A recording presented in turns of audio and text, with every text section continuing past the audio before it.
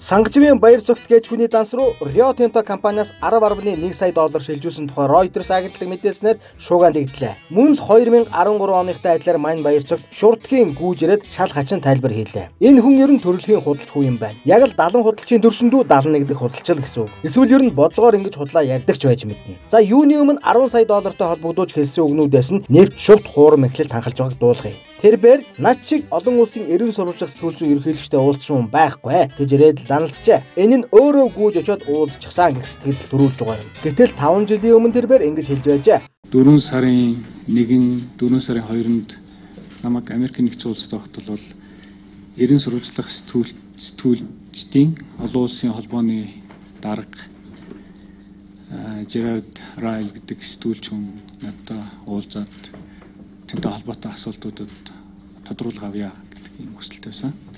За эндээс харуул түүнийг хайж олж уулзсан байх ба тэрээр зүгээр л арьсаа хамгаалах товч ярилцлага өгсөн юм байна. Бас болоогүй. Олон улсын эрен сурвалжих сэтгүүл зүйн ерөнхийлөгч түүнтэй уулзахдаа ингэж хэлж байсан байна. Тэгээд тэр хүн бол хэлэхдээ ингээд олон улсын сэтгүүлчдийн баг ингээд ажиллаж байгаа. Тэгээд офшор одоо зоонуудад бүртгэлтэй компаниудын мэдээллийг ингээд шалгах явцад бол таны нэртэй компани гарч ирлээ. Тэгээ энэ компани данс нь бол Швейцарт байд юм байна. Тэгээ энэ талаар та одоо мэдээлэл өгнө үү гэсэн. Эндээс харуул манерийн офшор компани түүний нэрээр бүртгэлтэй байсан байна. Хэвлэлийн хурал дээр болохоор манер миний нэрээр байдаггүй маа хэмээн монгол хэлээр хэлээд гэлээ. Та тэгээ ямар шалтгаанаар одоо тийм компанийнхаа нэрийг бичээгүй юм бэ? Хөрөнгө оруулалтын төлөвлөлт дээр. Би яг тухайн үедээ нөгөө офшор компани чинь ингээд нөгөө шууд миний нэрээр байдаггүй байхгүй. Офшор компани чинь ингээд нөгөө шууд миний нэрээр байдаггүй байхгүй. Миний нэрээр байдаггүй байхгүй. Шууд таны нэрээр байдаггүй гэсэн мөртлөө таны нэрээр байгаа компани гэдэг ач ямар ч.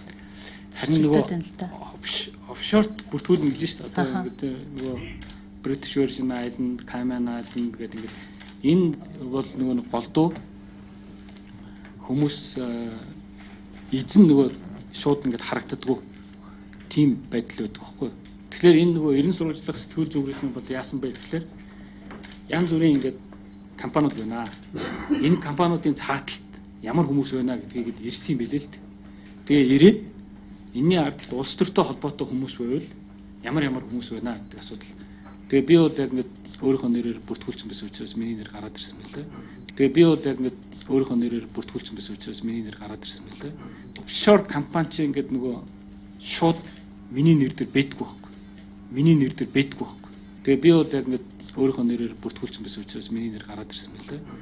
За та нар юу анзаарав? Миний нэр дээр офшор компани байхгүй хэмээн хэлснээс хойш ердөө 50 секундын дараа би бол өөрийнхөө нэрээр бүртгүүлчихсэн байсан болохоор миний нэр гараад ирсэн хэмээн хэлж байгаа байж ердөө ганцхан ярилцлага өгөхдөө эргэж бухсан босож болтсон өөрийгөө ороосон өмнөх ярьснаа секундын дараа марцсан гэх зэрэг хорон мүж өгөнд худлаа ярьсан ярилцлага өгч байж. Түүнээс гадна эхний энэ дуйлан шүүгэн дэгдэх үед мань баяр цогт би гэр бүлийнхэндээ маш их санаа зовж байна хэмээсэн юм. Ганц 1000 евро буюу ердөө 3 сая төгрөгийн төлөө хаанаас гэр бүлд нь аюул занал хийх вүлээ. Тэгэхээр энэ бол маш том мөнгө цаана байжээ. Тэрийгэ цаашид илэрхий. Өөрт нь асар их мөнгө өгсөн эцэст нь түүнтэй тооцоо хийх вэ хэмээн айцсаж таарна. За тэгээд өчигдөр хийсэн мэдээлэл дээр Оросын холбооны ус манад өртөө гэдгээ хүлээн зөвшөөрсөн ч гэх шиг бунхан хөшөө зөөж байхад миний хажууд нэг цайд байгаагүй. Би өөрийгөө золиосолсон ч гэх шиг ёстой нэг галзуу үний өдрийн тэмдэглэсэн юмнууд ярьж өөрийгөө маш сайн илчиллээ. Хөшөө бунхан зөөж барилга барихад 2-3 сайдын хэрэг байна уу? Хөшөө бунхан зөөж барилга байшин барихад өөрийгөө болоод нэр хүндээ золиослох ямар хэрэг байгаа юм бол? Ното ноцтой юм дээр буюу амнаас эрхчлөлтөй холбоотой юм дээр л өөрийгөө золиослно хэмээн ярьдаг л да. Монголчууд бид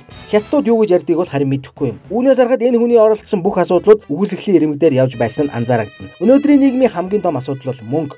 Тэгэхээр мөнгөтэй холбогдсон хүн тэр тусмаа асар их мөнгөтэй буруу замаар холбогдсон хүнд л тийм золиосох маягийн аюул тулгарна. Товчхондоо ийм байна. Баяр цагт нөгөө 5 жилийн өмнөх шигээд ээлжид итгэдгийн худалч голоо ярьж байна. Буруу замаар будаад байсан тул босож явахад нь байг шороо дагаж яваана энэ. Ердөө 13 минут мэдээлэл хийхийн хоорондоо 5-6 удаа өмнөх ярьснаа мартаж эргэж буцсан худлаа ярьж байна гэдэг чинь чухам ямар гэжийн худалч юм бэ гэдэг нь анзаарагдана. Баяр цогтын хэлсэн ярьсан хүн худлаа гэдэгт 1 минут гэж эргэлзэх хэрэггүй. Нэг л удаа олны өмнө худлаа ярьсан хүн цаашид өргөжлүүлэн худлаа ярьсаар байх болно.